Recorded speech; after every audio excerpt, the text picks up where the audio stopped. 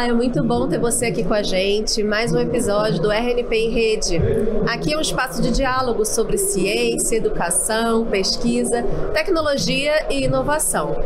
E hoje eu vou falar um pouquinho com vocês sobre repositórios digitais. Estou aqui com pessoas que sabem muito sobre o tema e vão conseguir conversar com a gente, trazer mais informações. Então fica aqui para conhecer um pouco mais sobre esse tema dos repositórios digitais. Eu estou hoje, para nos guiar aí nessa conversa, eu estou com a professora Maria Luísa Campos, líder do Grupo de Engenharia do Conhecimento do Programa de Pós-Graduação em Informática da Universidade Federal do Rio de Janeiro. Obrigada por aceitar o convite. Estou também com o Fábio Bravin, que é coordenador geral de Controle de Qualidade e Tratamento da Informação do INEP. Obrigada. Obrigado a vocês. E com Augusto Oliveira, coordenador geral de disseminação de informações do INEP. Obrigada também por estar aqui com a gente. Vamos lá, vamos começar colocando todo mundo na mesma página, né? Queria que você, professora, esclarecesse pra gente o que são repositórios digitais. Bom dia. Agradeço aí a RNP pela oportunidade da gente tocar num tema que hoje é de extremo interesse para o país e para a universidade, para todos os órgãos que disponibilizam dados para apoiar políticas públicas e para apoiar as nossas iniciativas de ciência aberta. E falar de repositórios hoje é bastante mais fácil, porque eu acho que a gente já encontra essas plataformas em diversos locais, iniciando lá com as iniciativas de governo aberto, com a Lei de Acesso à Informação, quando plataformas como o SECAM foram amplamente adotadas por diferentes órgãos de governo, mas muito focadas realmente em publicar e dar transparência para aquilo que eram dados daquelas organizações. Nas universidades, por outro lado, já há bastante tempo, houve uma preocupação de publicar de tudo aquilo que era a produção científica da universidade, mas na forma de publicações, os artigos, as teses. E só mais recentemente é que a gente vê plataformas voltadas para dados de pesquisa, dados que tanto servem para fomentar a pesquisa quanto são resultados de pesquisa. E é nesse contexto que surge o Dataverse como uma das plataformas mais populares para esse tipo de dado. Então, diferentemente de outros tipos de ambientes e portais, ele já tem uma série de funcionalidades pré-prontas para que seja mais fácil colocar conjuntos de dados e organizá-los, descrevendo adequadamente para poder, então, usuários em geral fazerem uso desses dados com maior facilidade. Legal. Para a gente conversar um pouquinho mais sobre isso, a gente está aqui com pessoas que são do Instituto Nacional de Estudos e Pesquisas Educacionais Anísio Teixeira, o INEP, que usa bastante essa tecnologia, então eles vão conseguir falar um pouquinho como um estudo de caso, como uma instituição que usa esse tipo de solução. Então, Fábio, eu queria que você explicasse para a gente como é que o INEP utiliza esse tipo de repositório. Eu sei que vocês trabalham para garantir o acesso a esses dados, usam sistemas como o Dataverse. Queria saber como é que vocês fazem para preservar essa parte de segurança, o respeito à privacidade, que a gente sabe que é um desafio muito grande também nos dias de hoje. Bom, eu acho que o INEP tem uma experiência maior em termos de repositório de publicações.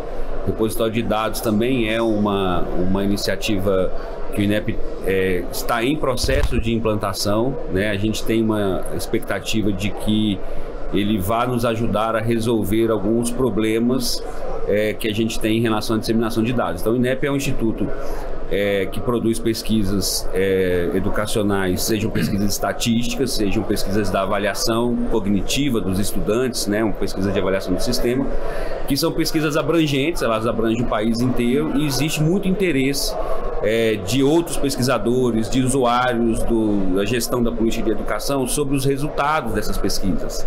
Então, esses resultados eles vão orientar outras publicações, outros estudos acadêmicos, intervenções de gestão. Então, é muito requisitado o acesso a esse conteúdo. E aí, nesse contexto, a gente fazia uma disseminação sempre orientada em você tem ali o dado e você tem um conjunto de um dicionário explicando aqueles dados, Colocar isso no repositório traz imensas vantagens, que é você poder associar diretamente o dado com a sua explicação de como é que ele está organizado, o que é que ele representa, qual o significado daquele dado, facilitando exatamente para que o usuário possa, através de uma interface que é o repositório, manejar melhor esse conjunto de informações que lhe é do interesse. Então, por exemplo, vou dar um dos exemplos em relação ao que a gente tem experimentado e tem encaminhado nesse sentido. Se eu pegar o Censo da Educação Básica, por exemplo, que é uma pesquisa que abrange aí quase 190 mil escolas, tem dados, né, dessas 190 mil escolas quantitativos grande, é um volume grande de dados, então são quase ou mais do que 400 variáveis para cada escola, né? Então é um conjunto enorme de dados, mas muitas vezes o usuário só tem interesse naquele locus onde ele atua. Por exemplo, um pesquisador que atua em um determinado local, um pesquisador de uma universidade específica que atua, desenvolve um projeto numa região do estado, né? Antes ele teria que pegar o dado de todo o Brasil, baixar o dado de todo o Brasil, tratar o dado para chegar no cerne do que ele quer. Uma das perspectivas que a gente imagina para o repositório é que o repositório vai estar lá e aí ele pode falar, eu quero o dado só dessa região, e aí ele já recebe o dado só daquela região. Ele não precisa receber o dado do Brasil inteiro, tratar tudo, né? Enfim. E fora isso, tem outras grandes possibilidades em relação a pesquisar qual informação tem em qual arquivo de dados, né, tem aquela informação que ele lhe interessa.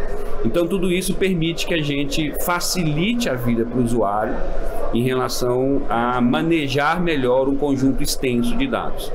E tem outras vantagens também em relação ao repositório, que é a questão da preservação do conhecimento, da integridade da informação, da própria possibilidade dele referenciar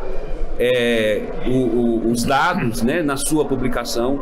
Então isso traz para os usuários uma maturidade maior na hora de não só lidar ali com os dados, mas também referenciar esses mesmos dados, e para o Instituto, de uma certa forma, para a gestão do conhecimento do Instituto, para que a gente também não se perca aí com eventuais problemas. Então é mais fácil você fazer o processo de, né, sustentação, de manutenção da integridade. Se der algum problema, você recuperar versões. Então, se a gente identificar, por exemplo, problemas na composição do próprio arquivo de dados, né, e você precisar corrigir, você pode fazer um versionamento. E o pesquisador que usou a versão anterior, ele consegue identificar que ele não está usando a versão que está disponível mais, que utilizou a versão anterior, mas ainda assim poder fazer esse referenciamento. Então, nos ajuda a resolver grande parte dos desafios que tem quando você tem um conjunto de dados que está disponível, a pessoa pega, trata, utiliza, gera um conhecimento a partir dali, mas depois tem dificuldades de fazer a sustentação e a manutenção e a própria referência a esse conjunto de dados, da onde que ele veio, quem é o provedor desse conteúdo, onde que ele está sustentado, né? Então isso é possível com o repositório de dados. Legal. E quando a gente fala de preservação, né, de segurança, de respeito ao LGPD, isso, você acha que esses repositórios também contribuem para isso? A gente vai abordar um pouquinho mais para frente, né, essa questão, mas sim, né, porque ele permite que a gente tenha estratégias diferentes para conjuntos de dados diferentes. Legal, maravilha. Tá ótimo, obrigada. Agora, Augusto, eu queria entender, né, na sua visão, qual a importância, né, de disponibilizar publicações relacionadas a censos educacionais em repositórios digitais, né, e quais são os maiores desafios, né, enfrentados por vocês aí nessa jornada. Tá bom dia. Primeiramente, agradecer o convite da RNP a participar dessa conversa. Eu acho que tem vários fatores que são importantes, mas eu queria focar em dois principais, que são a transparência e eu chamo de a parte de igualdade de acesso, que são dois princípios fundamentais das estatísticas oficiais, né? Então a transparência é importante porque reforça o comprometimento do poder público, né, com acesso aos dados, né? E a igualdade é que você possa ter a mesma informação para uma série de pessoas, tanto pesquisadores como gestores educacionais, professores, até mesmo os pais dos alunos podem ter acesso às informações do censo, né? E aí, falando um pouco sobre a questão dos desafios, Eu já gostaria de fazer, eu fiz alguns pontos importantes, já considerando os desafios que a gente encontrou para a construção do nosso repositório de publicações, mas também alguns desafios que estamos encontrando para o repositório de dados, né? Então, primeiramente, a gente começa com a questão da qualidade e a padronização dos metadados, que a gente percebe que existem várias bases de dados, cada base de dados são construídas por uma diretoria ou com um sistema distinto, então tem atributos diferentes, então é importante que os documentos estejam bem descritos e organizados, né? Isso realmente ajuda e facilita na busca e na recuperação da informação. Eu acho que um outro ponto, que aí eu não vou atentar muito, porque o meu colega Fábio, acredito que deva falar mais pra frente, mas a questão da segurança e da privacidade dos dados sensíveis. Então, a gente tem informações de estudantes, de professores, são dados pessoais, e a gente tem que tomar esse cuidado para que isso seja preservado. A questão da infraestrutura tecnológica é um fator muito, muito importante, porque a gente precisa, para ter esse repositório, a gente precisa manter servidores, sistemas de backup, os próprios sistemas de repositórios precisam estar em constante atualização, então a gente precisa de um investimento contínuo nessa área de tecnologia. Outro ponto também que eu linkei aqui foi a questão da capacitação das equipes. Então, é necessário que você tenha profissionais especializados na parte de gestão da informação, na parte de curadoria, né, professora? E também na parte da ciência de dados, para que a gente possa disseminar essas informações de forma mais eficiente, tá? E por último, a questão da atualização e manutenção dos repositórios, como eu já comentei na outra parte de TI. Então, é importante que os repositórios estejam sempre atualizados, isso permite que os documentos sejam acessíveis ao longo do tempo. E confiáveis também, né? Exatamente. Muito bom. E para a gente fechar, né, essa linha que a gente está falando sobre o repositório, eu queria que você, professora, compartilhasse com a gente um pouco da sua experiência com repositórios de dados, né? Como a gente sabe que existem modelos internacionais, como eles podem ser, né, aplicados na nossa realidade. E queria que você compartilhasse se outros órgãos públicos já tinham feito esse trabalho, né? Certo, acho que um pouco do que Fábio e Augusto já mencionaram, né, diz respeito a uma estratégia de como a gente faz gestão e governança de dados dentro de um ambiente onde a gente dispõe de repositórios, sejam eles repositórios de publicações, repositórios de dados. Existe já há alguns anos, que se chamam princípios FAIR, que é um acrônimo para Findability, Accessibility, Interoperability e Usability. O que quer dizer que a gente está muito preocupado do uso conjunto desse acervo de conhecimento que envolve publicações, que envolve dados estruturados, dados em conjuntos. E, na verdade, o que a gente está buscando hoje, né, é não só preparar o dado para que os humanos consumam, mas também para que a gente tenha condições de ter agentes participando desse acesso para agilizar o uso. Então, com os princípios FAIR, o que se busca, na verdade, é todo um processo de gestão onde os repositórios são uma parte muito importante, porque é a parte do front-end que, mesmo com um portal sobre esses repositórios, vai se dar visibilidade para tudo aquilo que foi o resultado de um trabalho longo. E, nesse sentido, eu acho importante salientar que olhar para o INEP como uma agência estatística, né? O INEP tem um processo de produção desses dados que é extremamente trabalhoso, né? Se a gente olhar para o censo da educação básica, para o censo superior, né, em um ano se coleta dados, como o Fábio falou, né, de centenas de milhares de escolas, né, 400 variáveis. Então, ao pensar nisso, é importante que a gente consiga descrever esse dado com propriedade. E, para isso, a gente tem que dar conta de todo o processo de produção. Esses modelos que a gente está tendo a oportunidade de experimentar agora com maior profundidade lá no INEP, são modelos que já foram desenvolvidos há alguns anos por diversas agências e utilizados por outras agências estatísticas que dão conta, desde o momento em que se planeja seja uma pesquisa, um levantamento estatístico, até a hora em que ela é publicada nas suas mais diversas formas. Então, são diferentes produtos oferecidos ao público para diferentes perfis de público. Então, o público que vai consumir o dado vindo de um repositório, por exemplo, pode querer um microdado, mas pode querer também alguma outra forma de dado já trabalhado, resultante de um cruzamento, mas é preciso que ele saiba se o dado foi cruzado, qual foi a proveniência, qual foi a linhagem e a origem desse dado. E uma coisa muito essencial nisso são os metadados, ou seja, são os descritores que vão acompanhar esse dado.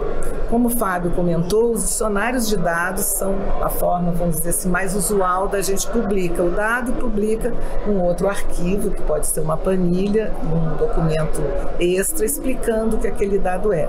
Só que essa informação que acompanha o dado e que vai facilitar o reuso, na verdade ela vem sendo originada desde o questionário inicial da coleta. Então esse processo de gestão de metadados é apoiado de duas formas, pelo modelo GSBPM, que é um modelo que permite acompanhar cada etapa do processo e permite também que a gente alinhe pesquisas, ou seja, se eu adotar esse modelo como referência, diferentes pesquisas vão ter, né, e vão usar os mesmos artefatos ao longo de todas as etapas, no sentido de que são os mesmos tipos de artefatos, mas guardando as especificidades de cada pesquisa.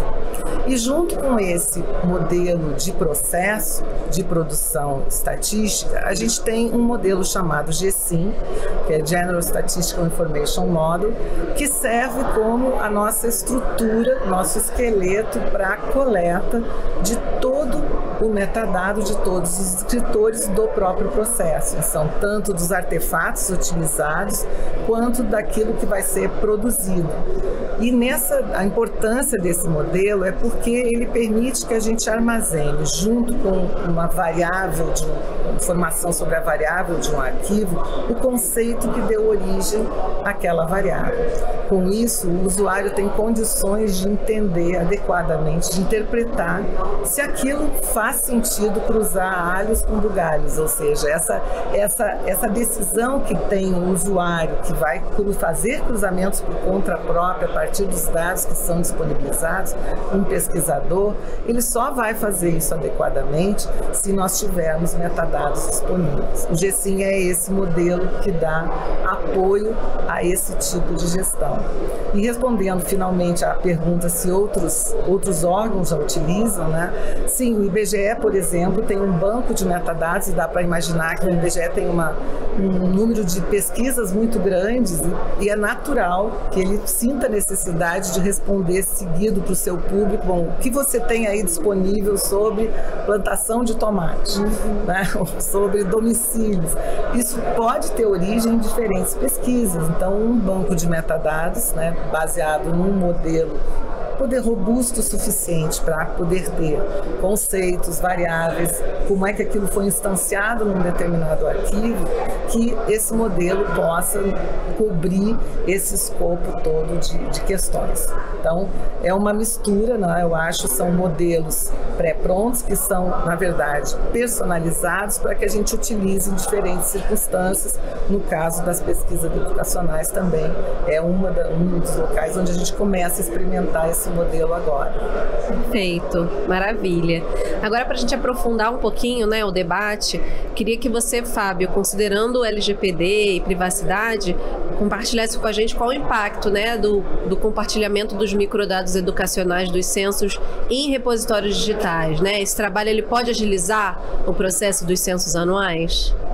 Bom, acho que é importante a gente voltar um pouquinho no tempo aí, antes da LGPD, na verdade, porque o Augusto até comentou a questão, né, do que a gente chama de princípios fundamentais das estatísticas oficiais, e entre eles a transparência é um desses princípios, mas também a preservação da identidade daquelas pessoas que participam da pesquisa é um elemento, antes de ser determinado como um elemento a ser protegido pela legislação, pela LGPD, ele é um elemento a ser protegido por uma questão ética de pesquisa e também por uma questão de metodologia de pesquisa, porque uma pessoa que participa de uma pesquisa, e o que a gente quer é que ela represente aquela informação da melhor forma possível, se é possível a ela se identificar ou alguém identificá-la a partir dos resultados da pesquisa, ela pode ter um viés, né, de resposta, seja positivo ou negativo. Então, se de repente é uma pergunta de cunho não muito favorável, ela pode querer fazer um enviesamento no sentido de parecer melhor do que o que é, né? E se é uma pergunta positiva, né, ela também pode querer, né, digamos assim, se promover em relação ao que na verdade acontece. Então, a questão da privacidade, na verdade, da não identificação do titular, daquela pessoa que está respondendo, né, a pesquisa ou que está ali representada naquela informação, ela, antes de ser um requisito legal de proteção, ela também é um requisito ético e metodológico para a pesquisa. E o INEP, na construção que o INEP fez, né, pensando na questão da transparência, enfim, desde 2007, o INEP divulgava publicamente um conjunto de dados, chamado de microdados, que ele estava organizado a partir do indivíduo, no que hoje a gente tem na legislação, né, a LGPD, aí trazendo para a LGPD, a ideia do que é uma pseudonimização, né? É um nome bem diferente, né? Mas o que é essa pseudonimização? Eu tiro os identificadores direto da pessoa, mas eu mantenho um registro referenciado à pessoa.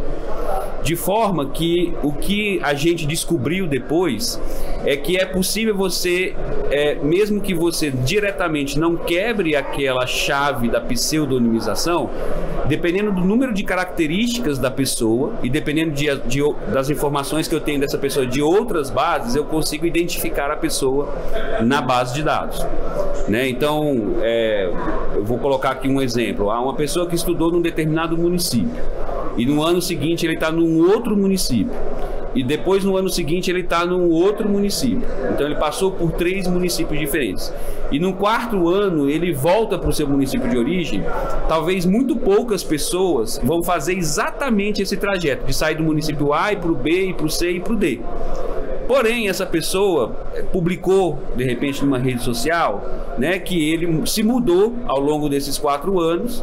E aí alguém que pegou essa informação de uma rede social, que ele não, o titular provavelmente não tinha o interesse de relacionar isso com o desempenho educacional dele ou alguma outra situação específica, e permite que então ele volte lá no dado e faz, e faz uma pergunta para o dado: quem é a pessoa que saiu do município A, foi para o B, foi para o C e foi para o D? E aí de repente ele chega a 1 ou 2 pessoas. Aí vamos imaginar que ele chega em 2 pessoas e uma é do sexo masculino e outra do sexo feminino, mas ele está procurando a pessoa do sexo masculino, né? E aí ele sabe então quem é a pessoa. E aí a partir daí ele pode descobrir outras coisas dessa pessoa que ele não sabe exatamente, que ele não sabia antes, né?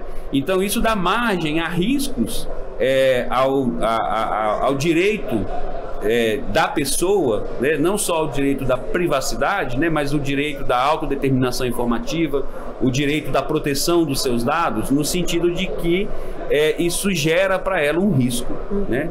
E risco de ordens até significativas para a pessoa, né?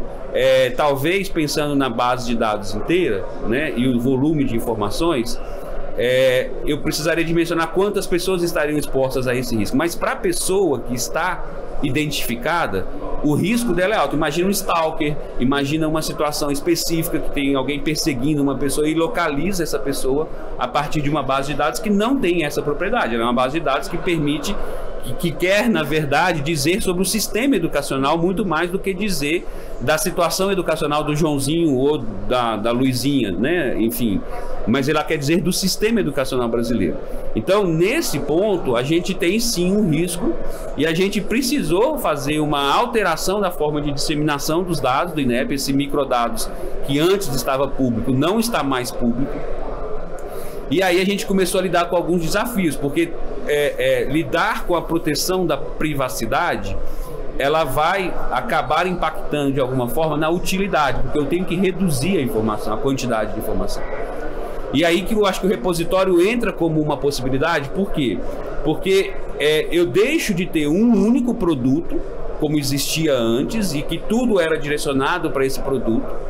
E por uma questão de necessidade de manter, de preservar a privacidade, mas ainda assim ser útil para vários pesquisadores, eu poder manejar um conjunto de dados menores, em que eu vou quebrando este dado, pensando num público-alvo específico que tem interesse. Então, por exemplo, a gente tem os pesquisadores, como eu comentei, tem o gestor da educação que quer saber sobre o desempenho do sistema, que ele é o gestor. Né? Mas eu tenho um pesquisador, às vezes, que nem é da área de educação, um pesquisador de demografia, que precisa de uma informação demográfica que está lá para ele poder levar. Então eu posso ir quebrando este conjunto de dados em dados menores, né? Para que ele possa ainda assim ter a utilidade, servir ao público de uma forma mais ampla, mais genérica, né? A cada público vai ter um produto, mas também traz o desafio de gerir um quantitativo maior de base, digamos assim, né, de arquivos de dados. E aí, sem um repositório, isso fica muito difícil, porque onde que ele ia saber que tal dado está em tal arquivo de dados, né? Então, ao mesmo tempo, o repositório permite ter ali uma persistência daquele link para aquela base de dados, então fica fácil, de uma vez identificado, ele retorne àquela base de dados. Então, também tem essa questão. Então, o que a gente percebeu é que para fazer a proteção da privacidade, né, e certamente fazer toda a parte de adequação à legislação, que não é uma legislação, é uma legislação relativamente nova, já não é tão nova assim, mas é uma legislação nova com impacto grande, né? Mas é uma legislação que vinha também, ela se apropriou de conceitos de outras legislações, como a legislação de proteção, né, ao direito do consumidor, né, ao próprio ECA, né, que é o Estatuto da Criança e do Adolescente, e outras legislações que tratavam a questão da privacidade no âmbito específico, e foi para uma lei geral, que está governando a forma de tratamento dos dados pessoais. E aí, nesse sentido, a gente precisou fazer, então, algumas adequações que vão passar pela necessidade da gente, então, ter mais produtos de informação para proteger a privacidade. Tendo mais produtos, a coisa torna mais complexa, e aí eu preciso de um repositório para permitir que as pessoas façam essa pesquisa. E mais, o repositório, numa visão um pouco mais de médio prazo, né, para além do que a gente está disponibilizando como dado aberto e dado público, né, então eu vou ter ali o dado público, o dado aberto, que vão ser esse conjunto de grandes, esse volume de grandes, né, esse grande volume de arquivos, né. Eu também poderia no repositório divulgar o catálogo de bases que não estão necessariamente abertas, né, que a gente tem lá o serviço de acesso a dados protegidos, que é utilizado por pesquisadores quando ele precisa de um dado num nível menor de agregação que pode impactar um risco à privacidade. E aí você faz um acesso em um ambiente controlado, com o acesso do que está saindo de informação, mas ainda assim possibilita a pesquisa. Mas aí com o repositório eu consigo fazer o seguinte: olha, o dado não está disponível publicamente, mas existe esse dado, ele está catalogado, e se você precisar dessa informação, você pode acessar através de um canal específico e fazer o acesso. Então, nesse contexto, é nisso que a gente, no INEP, está mirando, né? A possibilidade de recompor grande parte da utilidade dos dados que foram perdidas. A gente tem noção de que foi perdida muito da utilidade naquele formato antigo que era disseminado, né? Então a gente está recompondo, né? E ao mesmo tempo dando transparência sobre quais são as informações que o INEP dispõe, para que outros pesquisadores e outros usuários possam acessar, obviamente respeitando de novo o que volta lá atrás no início da minha conversa, que era o preceito ético e as questões metodológicas da pesquisa também, né? Porque senão a gente depende da colaboração dos pesquisados, né? Das pessoas que estão envolvidas em responder à pesquisa. Se eu não tenho um compromisso ético forte e um compromisso metodológico forte para a validade da pesquisa, eu também acabo trazendo ali um problema de cooperação e de colaboração para conseguir refazer as pesquisas, porque as pesquisas são sistemáticas, todos os anos vai para a rua, né, e coleta essas informações. Então esse é um grande desafio que a gente tem, mas a gente está enxergando nos repositórios de dados essa possibilidade de endereçar grande parte desses desafios. Muito bom. Maravilha. Agora, Augusto, fala pra gente em relação às publicações relacionadas aos censos educacionais, né? Qual é o impacto delas, né? De serem feitas por meio de repositórios digitais? Tá. Uma série de fatores aqui que impactam. Eu acho que o primeiro seria a questão da ampliação do alcance e da visibilidade. Uma vez que esses documentos, as publicações estão nos repositórios, você tem um acesso mais rápido a uma série de pesquisadores, gestores educacionais, e até pesquisadores internacionais, né? Não há uma barreira geográfica nisso, né? Então a ampliação e a divulgação dessas informações é muito importante com a ampliação. Segundo item, eu comentei no início da minha conversa, a questão do fortalecimento da transparência da governança pública. É importante, como órgão, o INEP, um órgão público, possui uma série de informações da educação básica, da educação, ter esses dados públicos, né? É importante até para que a sociedade possa acompanhar como é que está a situação real da nossa educação brasileira. Então, esses dados, nós temos notas técnicas, as sinopses estatísticas e uma série de outras informações que o censo fornece que dá esse panorama de como está a realidade da nossa educação brasileira, né? Um outro passo é a questão do estímulo à pesquisa e à inovação. O Fábio comentou com a questão do SEDAP, também é uma fonte de informações, mas os dados, quando estão nos repositórios, também são bastante úteis. A gente tinha um uso muito grande dos microdados também, né? Então, esses documentos, quando estão nos repositórios, ajudam os pesquisadores e incentivam eles a fazerem as pesquisas, né? Outro ponto importante com relação à valorização e da memória institucional do órgão, né? Então, os repositórios dos órgãos funcionam como acervos permanentes. Então, você consegue preservar toda a história da educação brasileira, né? E é isso, você vai poder, até futuramente, fazer uma construção de políticas de longo prazo utilizando essas informações históricas, né? E por último, eu acho que eu apoio a tomada de decisão. Uma vez que os documentos estão lá, os próprios gestores podem utilizar essas informações que são bastante úteis para fazer as políticas nos seus estados, nos seus municípios, né? Muito bom. Professora, queria que a senhora compartilhasse com a gente qual foi o maior desafio para vocês, né, na implementação dos repositórios digitais. Ou qual está sendo, né? Acho que ainda está em andamento, né? Eu acho que tem várias formas da gente olhar para a questão, né? Uma delas é talvez a gente entender que tem desafios que são de natureza tecnológica mesmo, então que vão desde a infraestrutura que vai abrigar, que vai receber esses repositórios, com o que é usual de se cuidar de segurança, de transparência, de questão de disponibilidade desse dado. Mas há desafios maiores que se encontram na parte organizacional, na parte também de que dizem respeito realmente à gestão e governança de dados, porque na verdade essas plataformas são uma parte dessa engrenagem, né? E até o dado chegar lá, ele precisa passar por um processo de tratamento, né? E de organização, de descrição, que leva em conta também como os usuários, qual é a expectativa dos usuários ao acessarem esse tipo de plataforma, né? Como a gente tem diferentes perfis, tem que atender diferentes necessidades.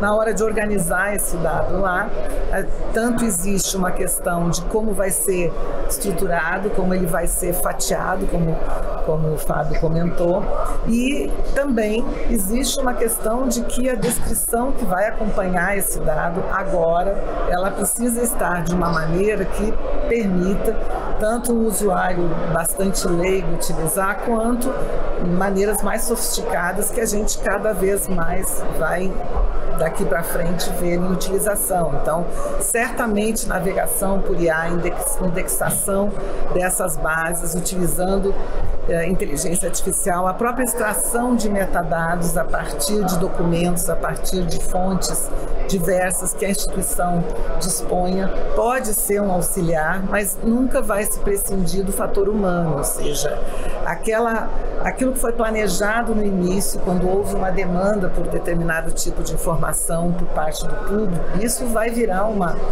uma pergunta num questionário que vai chegar na escola, que vai chegar na universidade, e isso vai ser trabalhado de tal forma que alimente diferentes produtos, mas que contenha um pouco dessa história e que permita que a intenção que se teve no início, ao planejar essa pesquisa, né, atinja de fato a expectativa de quem demandou essa informação.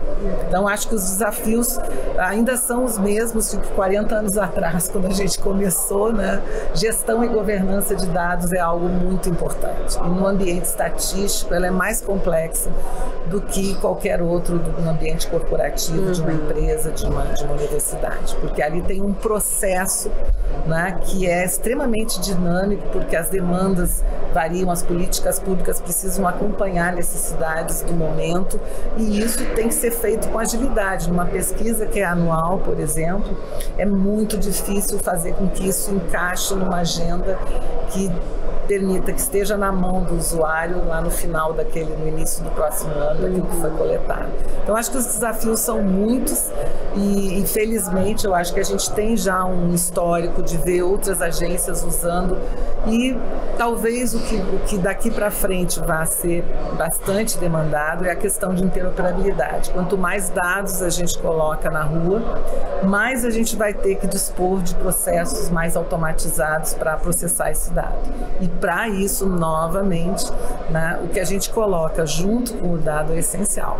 Então, um metadado que possa ser processado, que possa auxiliar esse tipo de ferramenta, vai ser extremamente importante. Então, no INEP a gente já tem um exemplo, né, são pelo menos dois repositórios sendo colocados juntos, né, o RIEP com publicações e os dados também, e eles já têm que interoperar, um já aponta para o outro. Para o usuário isso tem que ser algo de fácil acesso, né, que ele entenda que ele vai navegar por essas informações, não importa a forma como elas tenham sido estruturadas, né, tem que estar ali na hora que ele precisa.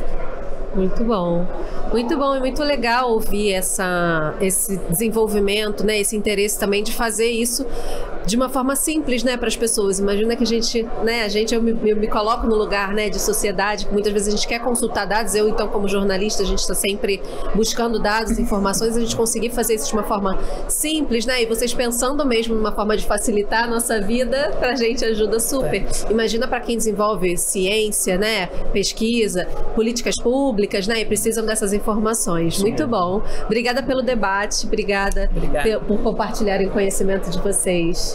Obrigada a você. Nós que agradecemos, e eu acho que também a gente agradece a RNP, a oportunidade. A gente tem esse